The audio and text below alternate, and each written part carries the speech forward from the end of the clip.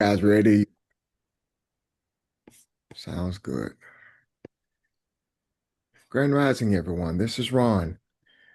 It is Sunday morning, November 23rd, a little after 11 a.m. We'll get started and see if we have any questions.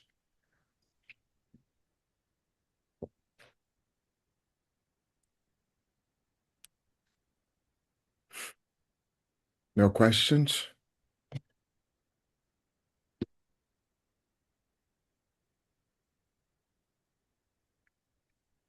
On yesterday, we talked about some of the parables in Matthew 13, and we were primarily looking at, let me find the verses. Where the wheat and the tare grow up together. We had some beautiful insight into that. Uh, I thought from everybody. Uh, I like if we don't mind. Uh, if Kathy or Barb or somebody would kind of tie it all together for us and see if we have any questions. At least partly what we discussed, because you guys did a great job yesterday in pulling that all together. Do you mind?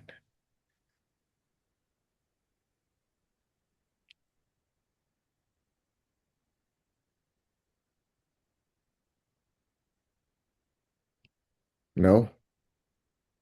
I'm sorry, Ron. Good, Grand Rising. I'm getting rid of little grands right quick. Okay. Give me a minute.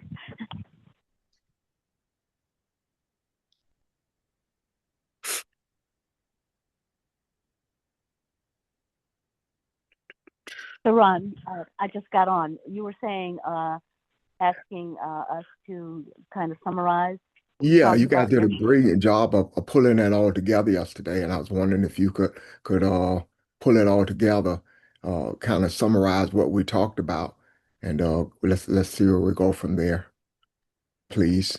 From the from the perspective, I think Kathy uh, did a great job with setting up the idea about um, darkness and and and the womb and likening darkness to the womb instead of we think of darkness and we think of evil and stuff like that. You know, all of the Hmm. definitions that we've given now.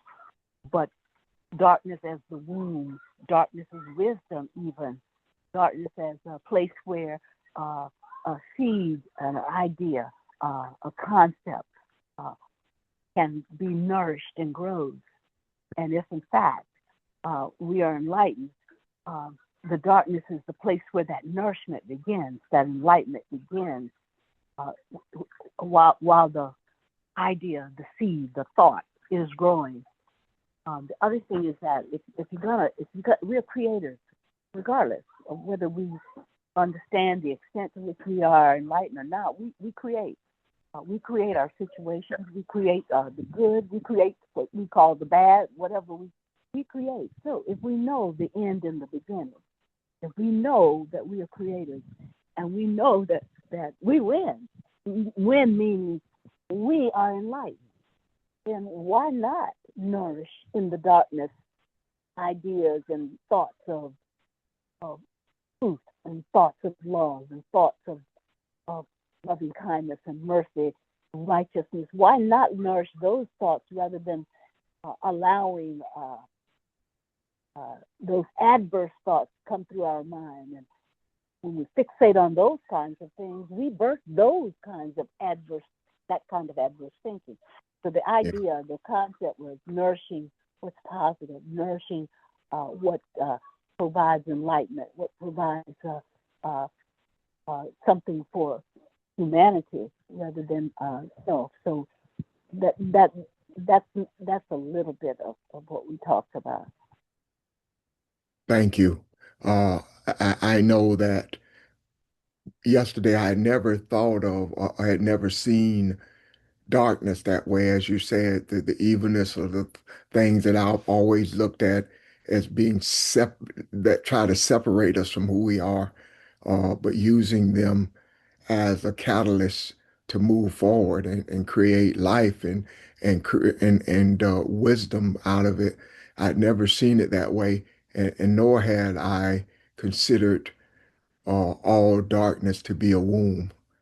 I had not that those things had not come together. So I thought we had a very, very enlightening discussion on yesterday.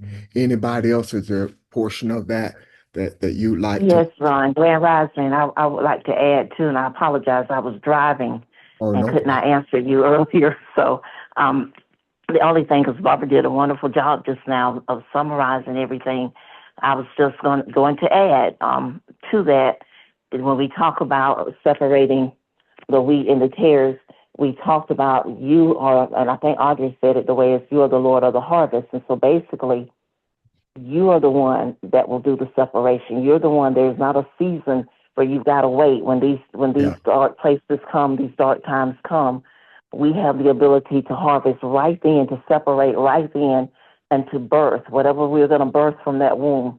We're either going to stay in that dark place and birth that darkness. And when I say dark place, I don't even want to say it that way. We're either going to stay in that place of angst. I'm going to say it that way. And we'll birth more angst if we choose not to uproot those thoughts and transform those things into life-giving thoughts as the spiritual beings that we are. And so I just wanted to add that part too, because it came from that scripture that you were talking about in Matthew yesterday. That's yeah. how we had the discussion. And I like that, yeah, that portion that was added yesterday, the accountability part of it. This is you. You are the creator. You are the one that takes responsibility for that. And that is again, the word opportunity comes to mind. Your growth. Your growth leads to our growth, the one but many. So excellent. Thank you. Anyone else? Good morning, everyone. Whoever wanted to go can go ahead. Sorry, George, just a quick addition. Um, just a reminder that all those opportunities Hmm. are opportunities to be Elohim. Yes. That's all. Okay. Thank you. Yes. Let us not forget that portion of it, who we are. Yes, sir, George. Well, just one of the things I want to bring forth and what was discussed on yesterday is, and Miss Kathy kind of brought it into play when she said harvest. Hmm. Um, is our harvest for all, or is our harvest for y'all? And what I mean by that is a harvest for all, that's a good harvest. And it doesn't really matter what the terrain is. Pretty flowers come from muddy ponds. If your harvest is for y'all, you can still get a good harvest from it, yet it'll catch up with you. Meaning, I bought a 6-pack of Blenheim ginger ale, and I bought it to the house, and I hid it from people because I didn't want anyone. I just bought it for y'all. And in hiding it, I forgot where I put it. Now, if I bought the Blenheim ginger ale for all, I would have never lost it. So whatever your harvest is it for all? If you an advocate of feminine energy, is it for everyone? Or is it just for a certain segment of people? And if you look at what has happened to the Latino people, they didn't get into trouble because they voted for Obama, not Obama, but Trump. They got in trouble because that La Vida La Raza, did it include me in it? Or was it just for the Chicano in East Los Angeles? Our struggles from a historical aspect with African Americans, our harvest has always been more so for all, not just y'all. So Those are little things I try to implement in my harvest. It got to be for everyone. Yet there are times that in my harvest, nah, y'all can't come over here. This for us. So if your harvest is for all, you should see certain things come from it. If the harvest is for y'all, you should see certain things. You're not going to see the things you see for all, because all trumps the y'all. Yet y'all can't trump all. Thank you. Interesting question. Uh, and I think it ties into the concept of spirituality versus religion. Uh, anybody want to address George's Well, I question? think you came full circle in the answer because in talking it out, George, you came full circle back to when it's for all, it's for the good of all humanity. And basically, as spiritual beings, we talked about, I think, a week or so ago, the one, or 2 weeks ago, the one yet many, where we get bogged down sometimes.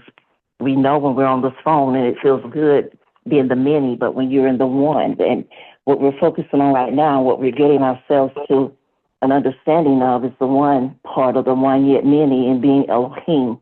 It starts with opportunities for you to birth who you are to understand, because if I don't know who I am, what good am I to humanity? I can't do the things for humanity that needs to be done. So now in this growth process of what we are saying in the harvest is always for all. But at some point, I've got to know who I am. I've got to take those steps and understanding I'm not a mere man. And once I begin to realize I'm not just a mere man and I am Elohim, that's when I can do the many and make the harvest for all. And so basically, what we were describing yesterday was the opportunity to birth the understanding of being Elohim, and that will benefit all of humanity because Elohim comes from a place of loving kindness, from balance, a place of restoring what as it was from the beginning, so that people live in harmony and togetherness. That's what the beautiful end picture will be when we get it together and get it right. So we're learning to do those things as a result of understanding how to separate ourselves or how to give birth from a dark situation, birth life and energy that changes all of humanity. And I hope I answered your question. I think you did, and I would like to add to it. When George was asking the question, I thought about the scripture that says flesh and blood will not enter. I can't remember. I think that's in Genesis, flesh and blood will not enter the kingdom.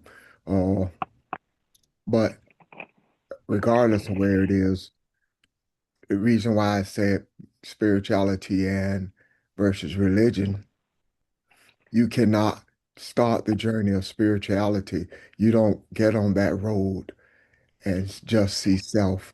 Doors do not open for you. As it said, flesh, you cannot enter that way in a selfish thought.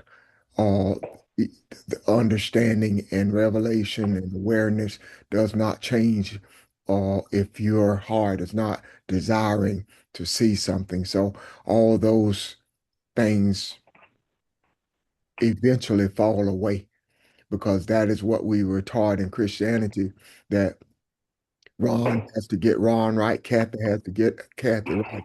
Audrey has to get Audrey right. And each one of us are responsible for ourselves entering the kingdom. But as we go on this journey, we saw that the one was many, but many included everyone. And that's the beauty of that, trying to find your balance and the understanding along the way what truly was in the scriptures and what things meant. So I don't see, if you're trying to see yourself spiritually, that you will remain selfish and see things that way. Can everybody please mute 712? Can you mute for us, please? Thank you. But I hope that answers for you, George. Oh, mine wasn't so much a question. Mine was just that's what I gathered from, your harvest is how do we if you're the one if I'm responsible for my harvest, am I being selfish with it or am I being not selfish with it? So I agree with what everyone's saying. Thank you. Thank you. Ron, this is Evelyn. Can I make a comment, please? Of course. Grand Rising family, and I do give honor to the ancestors. I am grateful to Pastor Jay for leaving us in good hands. What everybody talked about yesterday, you guys changed my life in so many ways. My cup runneth over. I mean, and I said that because I've always asked why at night do the worries of the world, the current affairs, why at night do those things happen to us? Why do they come to us, so to speak? And when Kathy and Audrey and Barbara talked about how in that dark place there's a womb, you give birth to things, that helped me last night, because after, like Kathy said, when you get off the phone, the what we talk about is still with you, but you're gonna face some things that come to you. And last night, I'm sleeping 4 o'clock.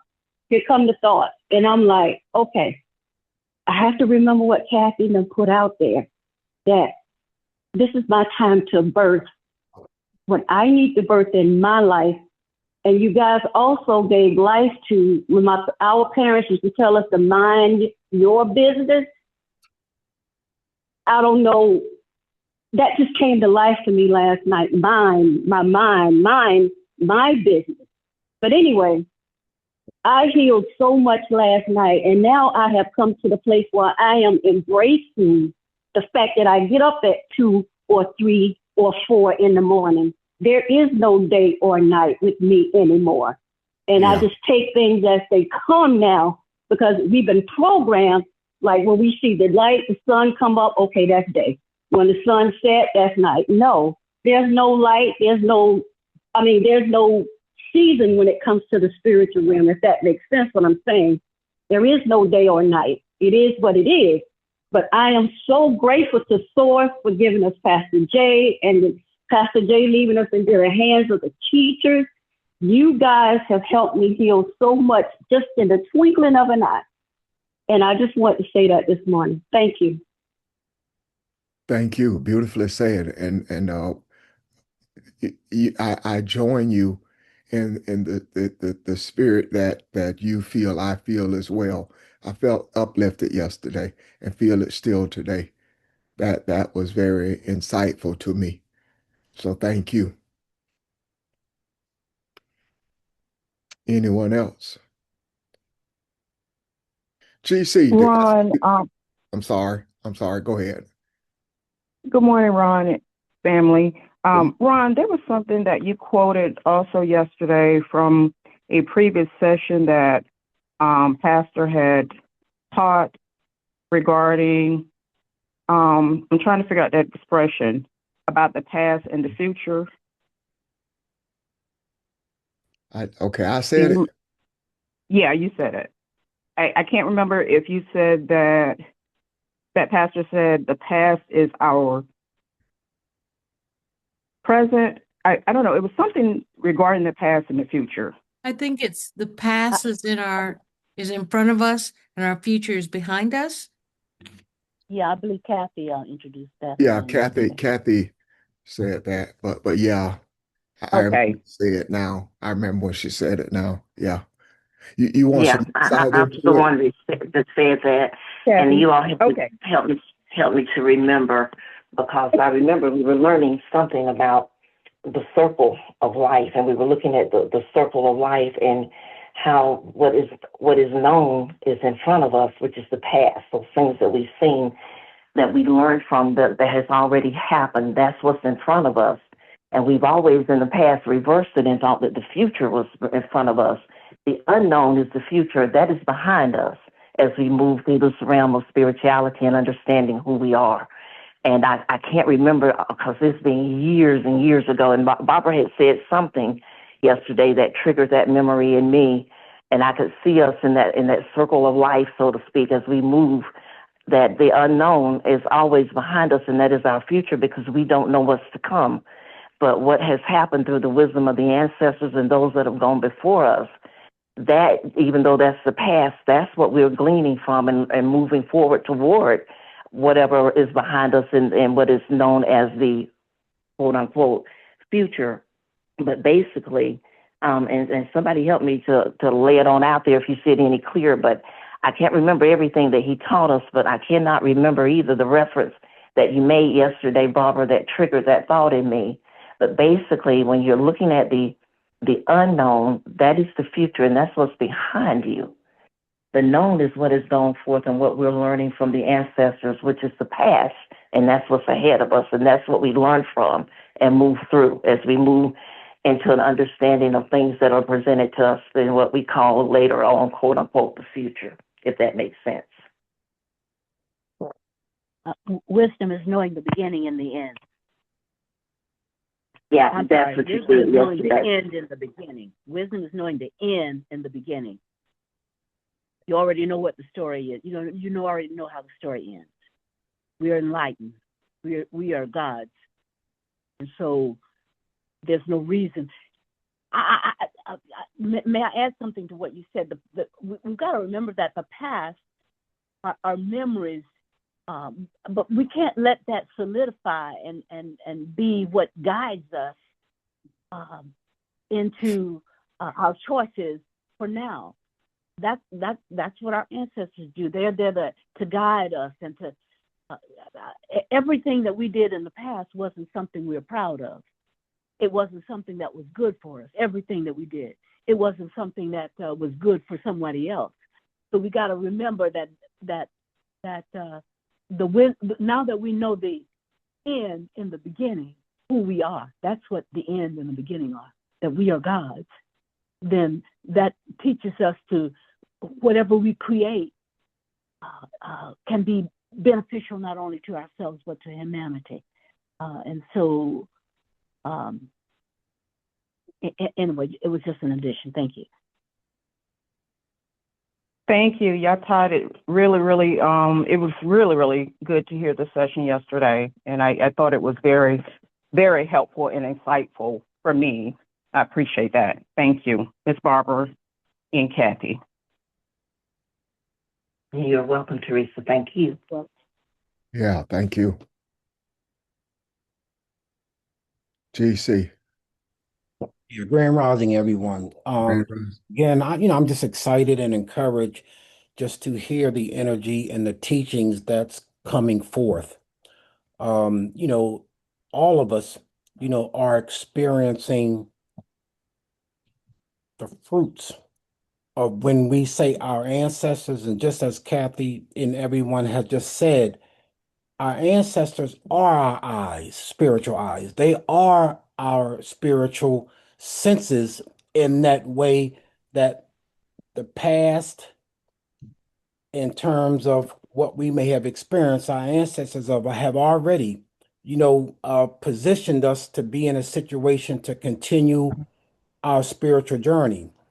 But as Kathy said earlier, when George had asked the question in terms of all y'all or just so them, but I think to make a long story short, to come full circle is to realize that if we are, not if, as Elohim, we have the power again to be able to appreciate how we're connecting. And so the two cosmic laws that I just wanted to share is that, I am, right? Elohim having this experience, the spiritual and human experience in both worlds, but at the same time, how we treat the Creator's creation, I think is the point, the message that I just wanted to share in terms of what George was saying. How we treat the Creator's creation, is the importance of the opportunity that we have. And I'm kind of, like just taking it all in because so much was said yesterday and today. So it just kind of make me think about, again, when we talk about the mind, and again, not getting away from Matthew, Ron, but it says, be not conformed, right, to this world, but be ye transformed by the renewing of your mind. And so as we have these thoughts, as we have these experiences, we ought to think is that create the thoughts that create the things. So what is it that we're creating? And I think what we're creating is what Barbara's saying in terms of we're creating and realizing the righteousness that has been passed on to us. We're experiencing, the balance, of our ancestors in terms of what's passed on. And so those are those principles that we all have come to know and understand and continue to desire to know. So again, I think it's just a blessing that we can appreciate where we all are, but more importantly, grasping it in the way that we can in terms of who we are and now being able to expound upon that or express that, those spiritual experiences. I'm done. Yeah. Just want to share those thoughts. I listened to what you're saying, and I thought about something else you said a while back, that kind of sums everything up, George. You said the truth of your desires in the pursuit. So we all on a pursuit, and we see things in our own way, but it all comes together. It all comes together. So yeah, I see what you're saying. Thank you. Well, I thank you and I thank, everyone else because it's powerful, Ron. I mean, I can't explain in the words, but as we all have our dreams, we all have our experiences, how Yeah, do we receive it that we're able to give when we talk about seed time and harvest, when we talk about planting and reaping, when we talk about giving and receiving. And I just, believe in my heart that we all are having a spiritual experience that we are empowering one another to appreciate this is how we change one heart at a time. So, yeah. again, thank you for letting me share. I'm done.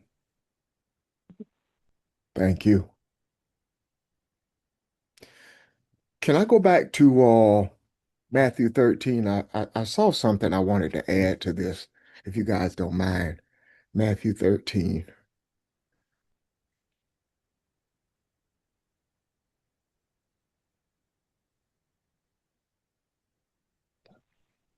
I'm in Matthew 13, and I'm going to begin in verse 53, if you would, please. It says, when Jesus had finished these parables, he departed from there and came to his hometown and began teaching them in their synagogue, so that they were astonished and said, where did this man get this wisdom and these miraculous powers? Is not this the carpenter's son? Is not his mother named called Mary, and his brothers James, Joseph, Simon, and Judas, and his sisters are not all with us?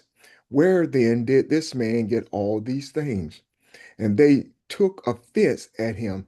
But Jesus said to them, a prophet is not without honor except in his hometown and in his own household. And he did not do many miracles there because of their unbelief. That sums up that chapter. Again, uh, uh, again, Jesus represents energy. Jesus is talking about the energy of deliverance, which we all are, by the way.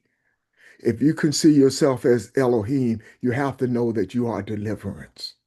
So this is talking about us, but I put a little spin on this and took it down a path that I want to discuss. I'm saying it from this perspective. It is difficult for the African in the Americas to show enlightenment to the Africans in America who are still steeped in religion. It is difficult to take them out of that. Uh, and two of the words that jumped out at me here is when it says, let me find it, verse 57, and they took offense at him. The word offense. And the last word I looked at, he did not do many miracles there because of their unbeliefs. Uh, excuse me. I want to look at that and talk about where we are again. We as us on this line, we as us as in the universe, we as us as in mankind in general, but specifically the people on this phone and the growth that we're doing and the things that we're uncovering. What does this mean to us? There is not an Aramaic or a Hebrew word for unbelief that I could find. There is a word there for belief, and in Exodus 4:1, when Moses is talking to God, uh, he says, "They will not believe me," and not believe has the root aman, aman. It means to confirm something. Uh, a belief means to confirm something, to support something, to believe, to trust, to be faithful, to build up on something or to support, and to be strong, to make a commitment, and to stand firm. That's belief. Uh, when it talked about the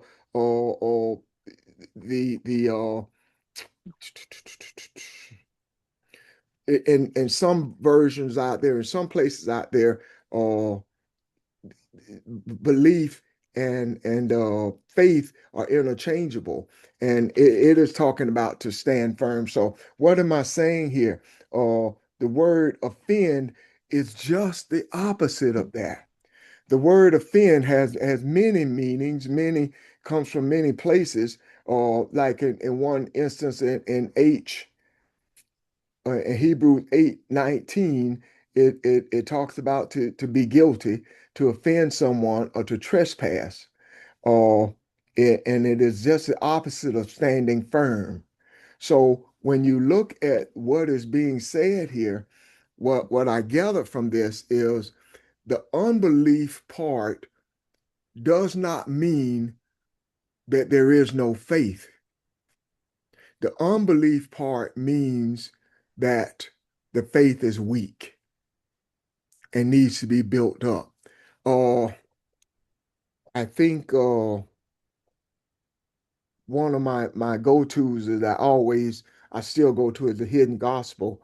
The hidden gospel says belief is based on the same root as Aman, the thing we talked about, the word we talked about, and it suggests a sense of confidence, trust, firmness coming from a rooted place that is in you.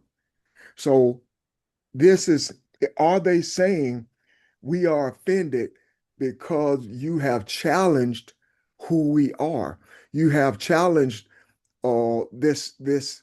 I have believed all along that I am a part of religion. I have believed all along these things that my grandfather taught my parents and my parents taught me. And here you come saying this is not so and this is so and all these things. So how do you deal with that?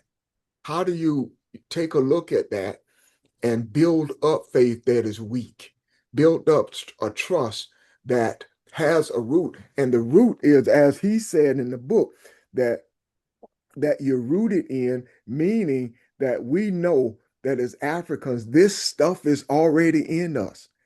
This is nothing new. This is something that is already in us. So, what do you take with those few verses there? How do you see that?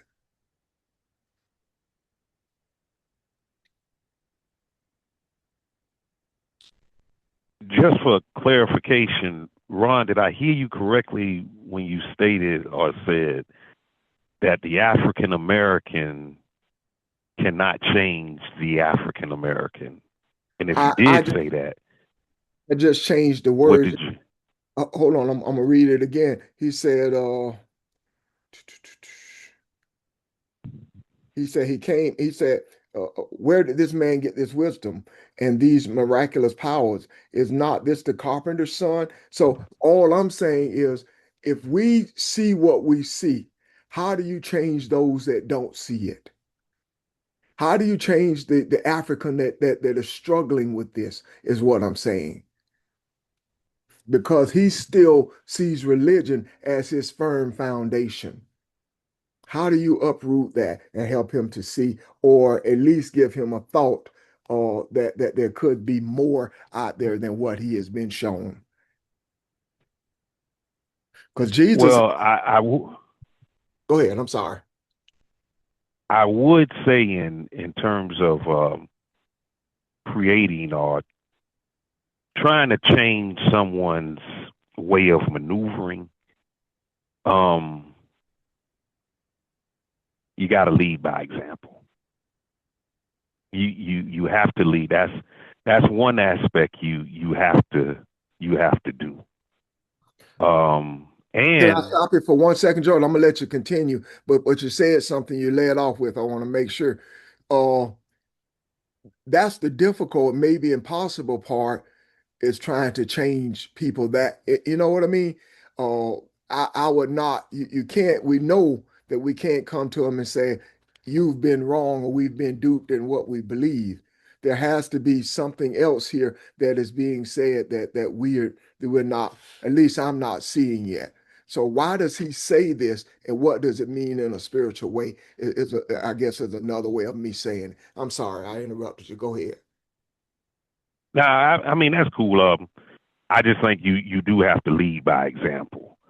And the other aspect of it is, with me, I use what the creator gave me to create. I'm a creator. Use everything. If I'm backing in that tractor, sometimes I may use an indention that's in the cement. That's my straight line right there. Use what the creator gave you to create. And if we do want people to change, what's our diplomacy when we do it? We beat them across the head. Oh, you messed up, blah, blah, blah, blah, blah. There's several ways to create. People are going to create differently. I will say this, if you, in trying to change some people and how they maneuver, if you let them know, I care about you, yet I don't care what you do. In some cases, they are more likely to listen to you. Yet, if you let a person know, hey, I care for you and I want the best for you, they may reject your idea.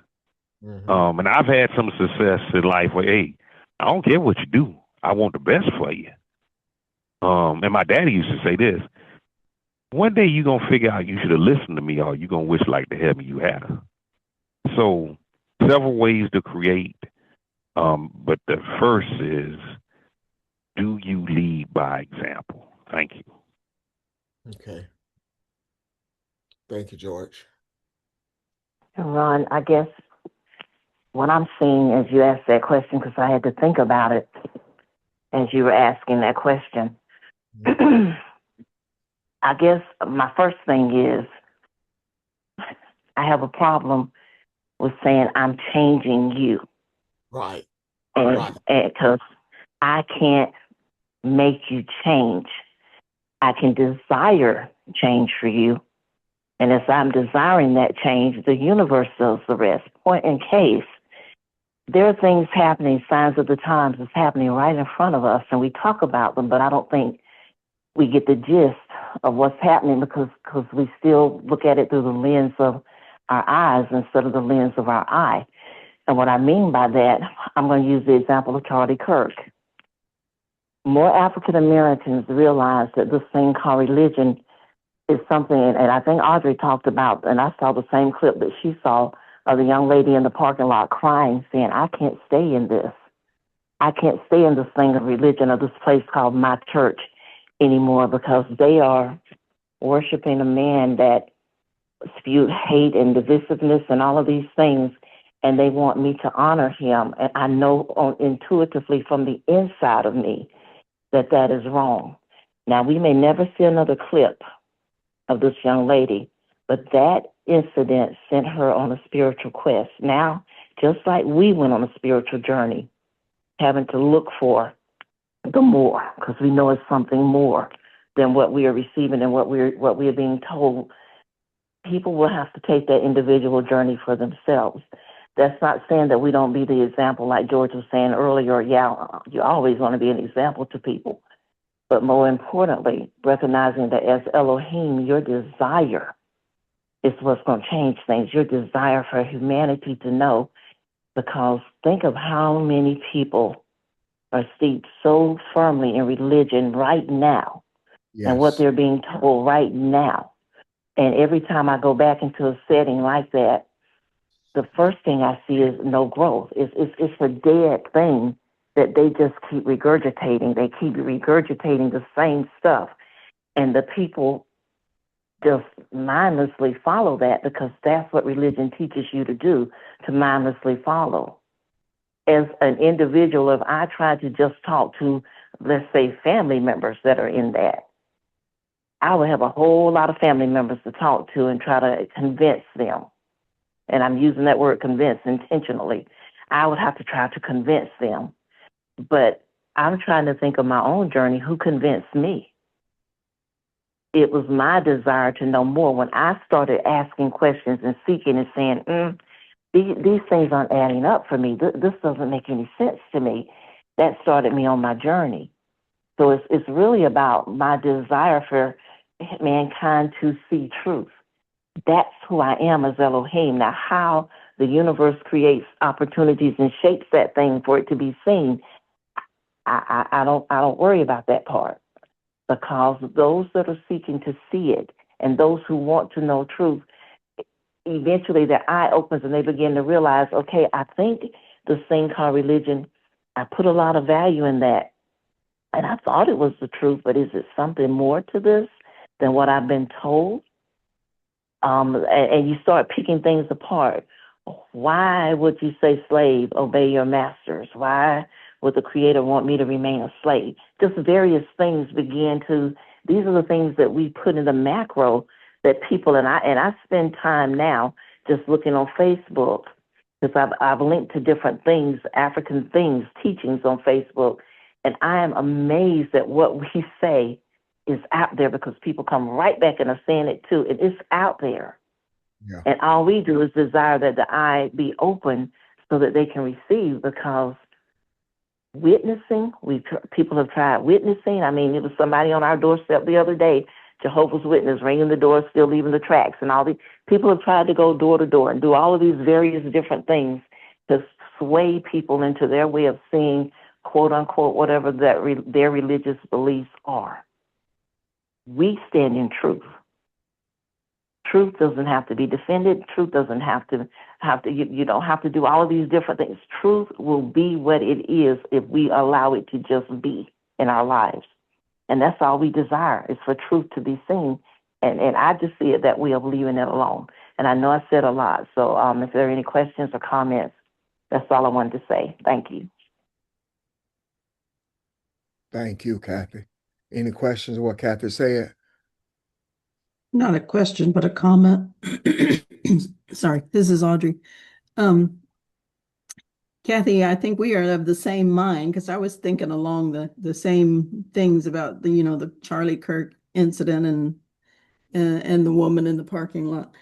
And then but the other one was that Tabitha woman who has a YouTube thing where she has just slowly come to the conclusion that, why am I in this religion? But I think when you say truth doesn't have to be, you don't have to convince anybody of the truth. They will hear it and it will resonate with them or not.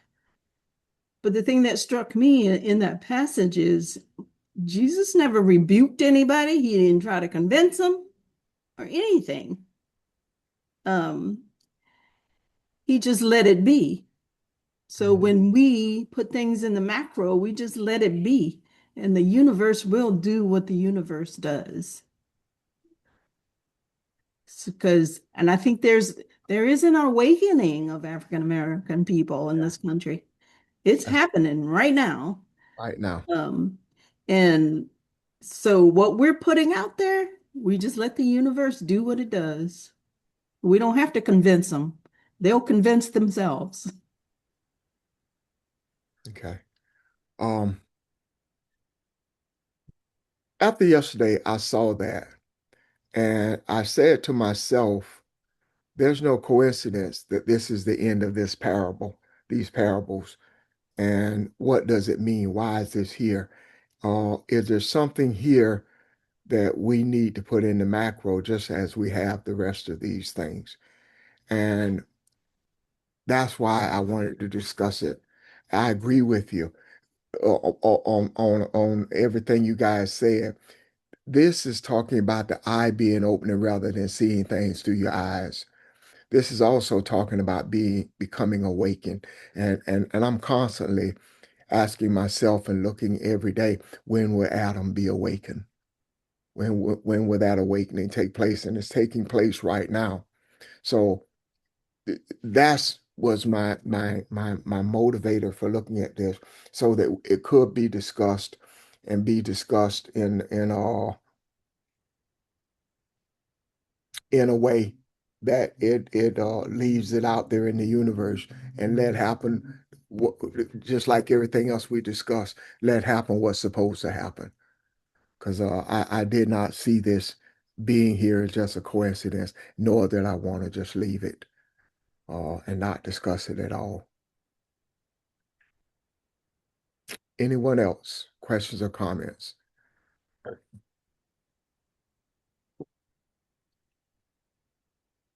Hey, Ron, this is Charles. See, Charles. I like what everybody's been saying.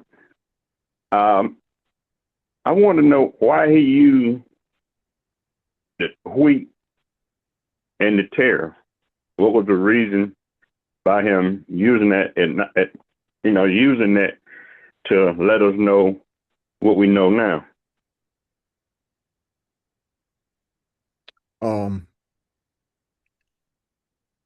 Wheat, and I guess somebody helped me with this. Wheat was a very strong part of their diet. It is a type of barley that is cheap to grow uh, and has a nutritional value. You can do several things with it. You can grind it up. You can make bread. You can make crackers or cereal or whatever you want to make from it. It had various uses, and like I said, it was relatively inexpensive. Tare was a weed, if you would, that looked like the wheat. It resembled the wheat, but it had very little value to it at all. So the comparison there is, there are some out here, or even in religion, let's say, that look as though they're doing the right thing, that appear to be offering you value when they speak, but they're not. And you have to be able to make that distinction and tell the difference. So that was the wheat and the tare. The value came in when everybody was talking about or seeing it from the darkness of it not being what you think it's going to be. And we're talking now about your thoughts as you go through this growth, as we individual and collectively go through a growth, and you see some thoughts that come to your mind that we think are righteous and some that are not so righteous. But what was pointed out to us yesterday, uh, that they're all righteous, because you have the ones that you don't readily see all the time are opportunities for you to create from. So that's the gist of what I got from it, Charles. A lot more was said than that, though. Anybody want to help me with Charlie's question?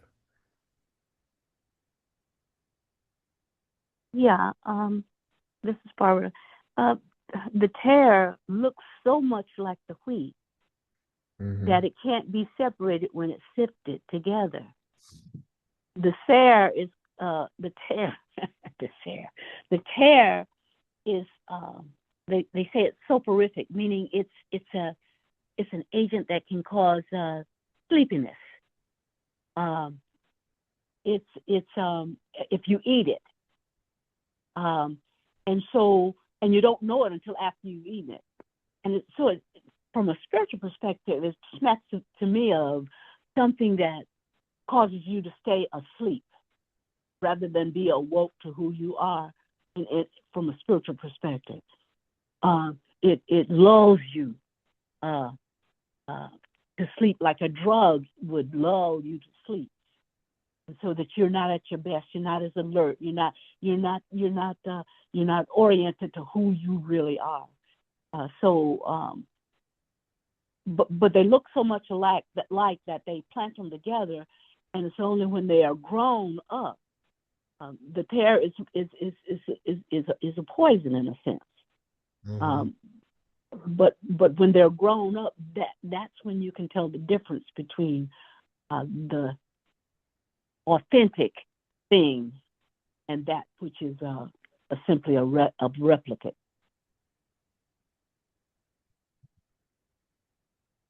Thank you. Beautifully said.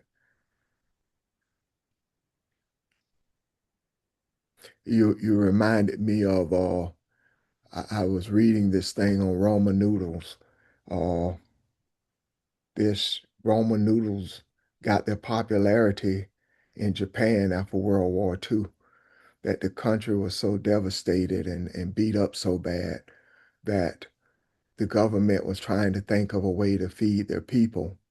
So they found this grain that was extremely inexpensive and could grow just about anywhere under any type of conditions. And the beauty of the grain at the time was the grain has an enzyme in it that causes you to sleep. So they grew acres and acres of these noodles so that they could feed the people, that the people would be filled and they would also sleep so that they can not see what happened to them. And that just reminded me of what Barb's just talked about. But I want to ask a question along those lines, because something resonated as you all were talking about being put to sleep. Is that not what religion does too? Exactly. Yeah. Shay. Yes. Yes. It lulls you into a sense of false security, thereby kind of putting you to sleep. Exactly. Good point. I say.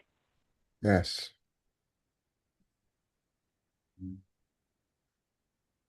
So again, that's why a lot of people haven't woke up yet from their sleep, because they still eating the terror of what they hear in the pulpits, and everyone else think they got it. I think that's exactly it, Charles. I think as the ladies have said, I think Barb said it last, was we're going through an awakening right now. We're going through an awakening, and as Audra stated, the young lady on the news, questioning how can she possibly stay into this religion. People are waking up. People's eyes are being open to what we've been duped in all these years. So again, it was very important, especially your question, that we put all this out in the macro. This is what they're awakening to, that there needs to be something that is nourishing and filling as they wake up.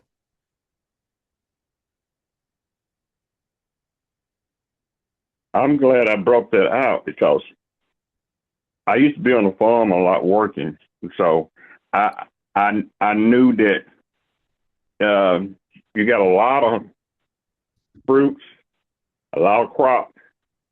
Is a like that saying, is a time to sow, a time to this, and a time for that. I knew that you have to harvest a lot of different crops. That's why I asked why wheat. And I have got my understanding of it now. Because every crop is different. And just like apples and oranges, if they stay on the tree too long, they'll rot and fall off. And you can harvest the good fruit. But the ones that didn't stay on the vine long enough, they stayed on the vine too long, they rot, fall off. And that would turn into fertilizer or whatever back to the tree. It still got a use. And that was the reason I asked why they use the wheat and the tare. Now I understand it more now, the reason he did it. The reason he used it. And like I say, everyone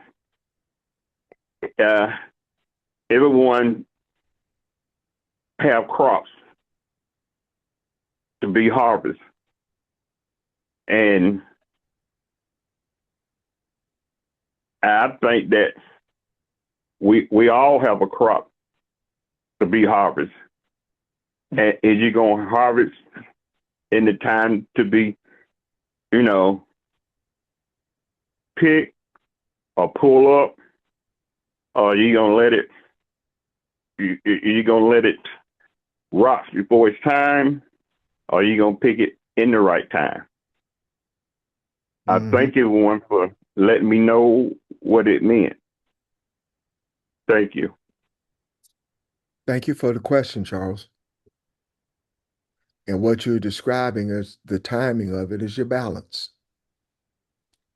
We're all searching for our balance, how to be balanced. Ron, this is Evelyn again. Yes, ma'am. So can someone elaborate on the scripture, since we're talking about harvesting, but the laborers are few? It says the harvest is plentiful, but the laborers are few. Can anyone elaborate on that part of the scripture, please? Anybody volunteer? Well, whatever your harvest is, how much attention do you give to it? When you cultivating and you want something to get to its full maturity, there is some degree of attention that you have to give to it, either in physical labor or hands-on approach, mulling over it while you're taking a shower. So anything that I want to bring out in society that I want to see change, I've already gone through processes of thinking about it. What can I do to, how tangible can this be? So any harvest has some degree of labor in it. Any form of creativity has some form of, even if you elect not to create, sometimes in not creating, you exercise more labor in not creating than you do if you do create. So any form of creativity that you bring to the game, there's always going to be some degree of labor. Thank you. Thank you, George. Audrey, you about to say something? Yeah, I am. Okay. I was just thinking that the harvest is plentiful, but the laborers are few. When you labor, you put in some work, or you try to accomplish something, or you have a desire to accomplish something. I think it's talking about the fact that the laborers are few because it's only a few people who really think about, trying to, how we have all these questions about things in terms of religion and whatever, and we really think about them and we really want answers and we're really searching for the truth. I think that's what it's talking about. The laborers are few. It's just a parable, basically, because it's saying that not very many people are willing to chase down the truth or to be Yes. in the pursuit of the truth. They either let too many life concerns get them down. They let too many circumstances get them down. They get into that dark place and they can't seemingly find their way out because they let all things overwhelm them. Or religion tells them, okay, everything will be all right. Just trust in God, have faith, that kind of thing. But the laborer, in my opinion, is the person who's pursuing truth, who really wants answers to questions. Yeah. And if I Can I add I'm sorry. Go ahead, Ron. no, I was just going to say the only thing I would add to that is the word submit. The laborer, a laborer doesn't get rewarded. He is a lonesome, a lowly kind of position that would not be rewarded. But you have to submit to the process.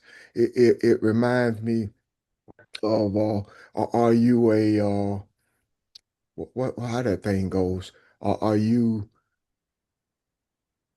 shoot where you are you the shepherd or are you just a hireling? So a laborer, as Audra said, you're going to uh, search for and become and do the best job that you can. And not many people want to do that because they don't see the benefit of the reward. They don't see that it has a reward to it. But the word submissive comes to me that I'm going to submit to this process and give it my best effort. And not many people want to offer that. I'm sorry, Kathy, I cut you off. Oh, no. You were getting ready to make a point. So I apologize. I thought you were finished. It hit me an entirely different way. I heard that for the first time just now when y'all were talking. What if the laborer is Elohim? And what I mean by that, there's a whole world that needs to come to a place of balance. The one with the truth that is Elohim is the African. So what if that laborer is Elohim, bringing everyone to a place of balance? And that's why the laborers are few, because it's the African. I can see that. Yeah, and also, Kathy, in terms of the labors are few, we talked about being seekers of truth. And one of my 10 laws is talking about, I will not turn away from truth. And so as we continue our journey, I think that that's definitely, the principle that we, live by is to be able to appreciate the truth in terms of it basically being based on honesty and integrity. And so when we do it in love, in terms of righteousness, the principles, etc., then we're able to appreciate it for the greater goodness of humanity as we are, as Elohim is putting that truth, out there in the macro. I just want to share that thought. I'm done. Mm-hmm. And Kathy, when you said that, it brought me back. It brought me back to Jesus was telling the people, "Are you coming to me for the fish and the bread? Or are you coming because you love me?" Do you understand what I'm trying to say? Yeah, I do. Yeah.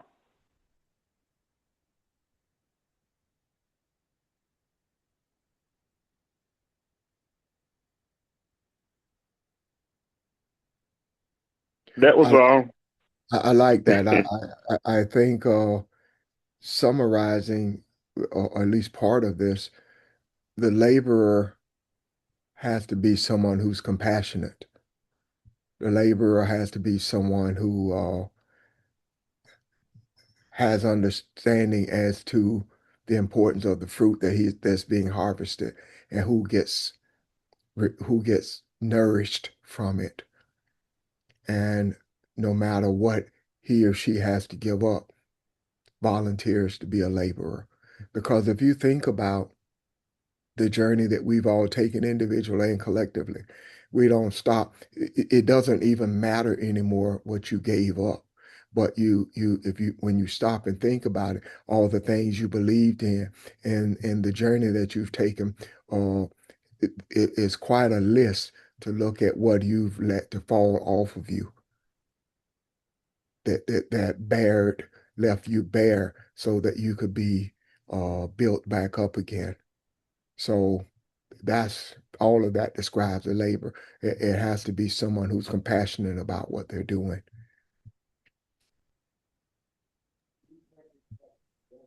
I mean, This is I Angela. understand. Oh, sorry, go ahead.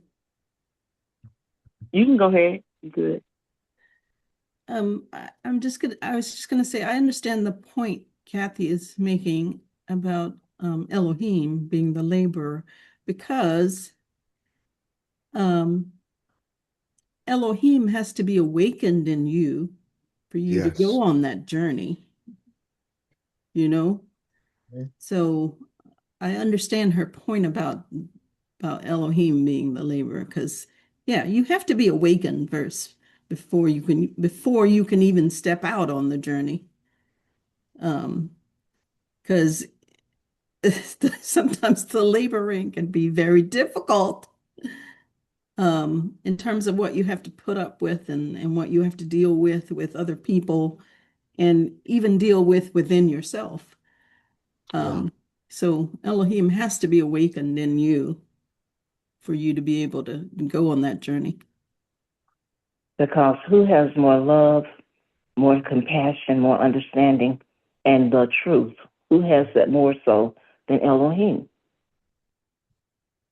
And there are laborers right now in every religion out there who are laboring, doing everything they know. Like I referenced the track that was left on the porch the other day by the Jehovah's Witnesses and things. People have been, quote unquote, laboring since the existence of time, trying to bring balance and I'm assuming the goal is to bring balance and love and kindness and oneness to all of humanity. And nothing has changed. Nothing changes. And so it becomes ritualistic. You go through all of these different things that you do, and you witness, you try to make people change. You try to force feed them your God, your religion, your way of thinking. And we were duped into religion by being brought here and forced to give up what we knew intuitively from the inside of being Elohim and what we knew when we were brought, our ancestors were brought here in chains.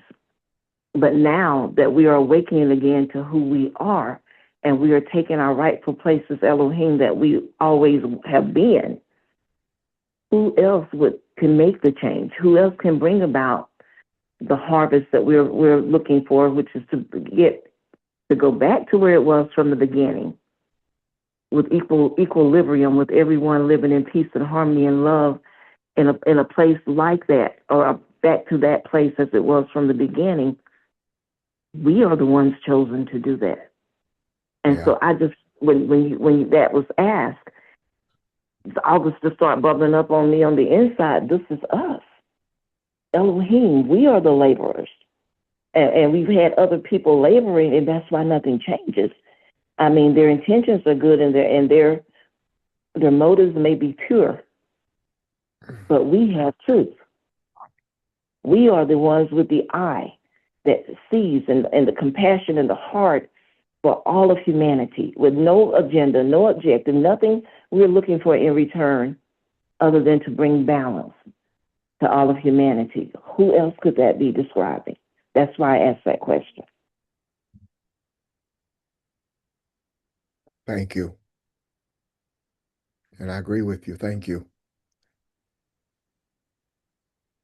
Angela, did you have a follow-up?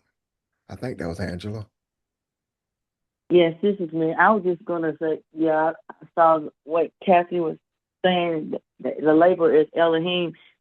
going within yourself and recognizing that the journey is within. So yeah, I was just agreeing with everything everyone was saying. Thank you. Thank you. Evelyn, does that answer your question? Yes, I love it. I just love it.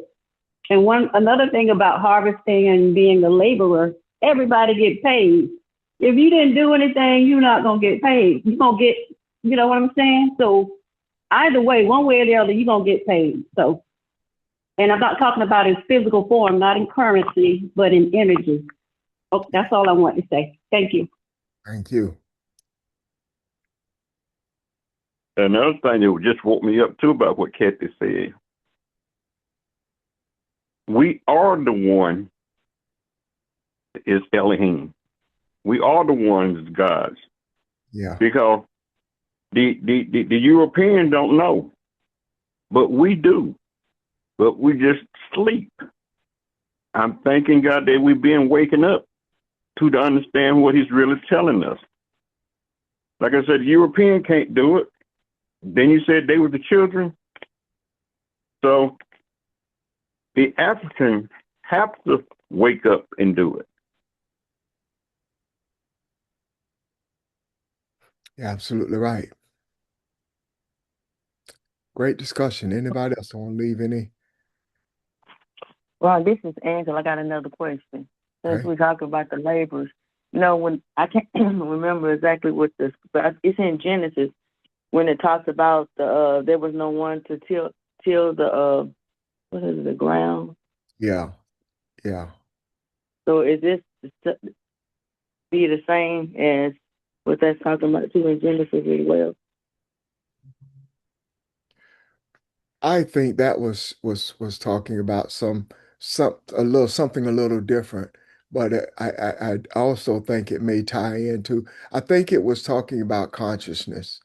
There was no one to till the ground, no one to be responsible for man and the journey that man is to take, and we have become those tillers. But I think that was kind of different, but yeah, I see what you're saying, and yes, in a way, it does link up. Uh, that was part of the creation story. But anybody else see that a little differently? I agree with you, Ron, and you, Angela. It relates consciousness. It relates to consciousness. Yeah, And when we say the harvest are all of those people who don't know who they are. yes, So it does have to do with the understanding and the knowing of who you are. Tilling the ground has to do with preparing it and for seed, for the truth, and for the truth to be harvested, to grow within their consciousness, within themselves, within them. So it all, I think, directly ties into one another. yes. Thank you. The other thing is that when Jesus was talking about the harvest, he was looking at the people and seeing all of the needs. There was the blind man, and there was a people who had needs, but they didn't know who they were. They Yeah, didn't know.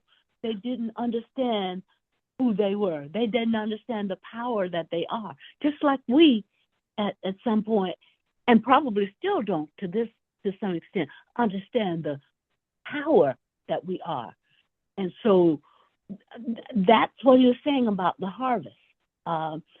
There's so much potential here. There's so much to be captured and enjoyed and a benefit to humankind. But there are not enough laborers, Elohim, to put words and to plant seeds and to heal and to nourish so that people will wake up to the knowledge of who they are. So all of it relates to consciousness and relates to awakening that which was asleep, to the truth of the knowledge of who we really are. Mm, Love that. Thank you. You're right. Love that. Anyone else? Does that help? Who was that? Angela, was that your question? Thank you. Does that help you? Yes, it does. Thank you. Great job, guys. And while my mind is on it, next week it'd be the week of Thanksgiving coming up Thursday. So we will not meet next week, Saturday, Sunday, or Monday, as I understand it. Correct? That's Correct. correct. Yeah. So when does the first fall? Does the first fall on that Sunday? Do we need to call? It falls on Monday. It's on Monday. Okay, good enough. That's all. That's all I want to know. So But, just a reminder. but Yes, ma'am. meeting tomorrow night, yeah. We're meeting tomorrow night.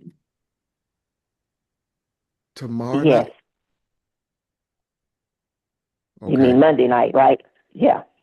Yeah. Yeah, we're still on for Monday, right, Ron? This Monday. Yes. Okay. I don't know why I was thinking Sunday. It's Monday. Today is Sunday, and we're Tomorrow. meeting tomorrow, Monday, right? Yes. Right. It's the Yes. weekend after Thanksgiving that we're Okay. not. Okay. I'm getting confused. I apologize. Yes, we are meeting to Monday. Yes. I was thinking about the teachers when you said Monday. I'm thinking that's on a Sunday. But yeah, I get it now. I'm a little slow sometimes. I really am. It's the weekend. So, but yeah, I got you now. We are meeting tomorrow at 6. Any other thing to grab our attention? Great session, guys. Love your energy. Thank you for your thoughts. Hope you enjoy the rest of your day. Looks like it's shaping up to be another pretty day here, so hope it is where you are. Enjoy, and I'll see you tomorrow evening. Bye, everyone. Bye. Bye. All right, thank you. Happy Thanksgiving. Thank you. See you later. Thank you.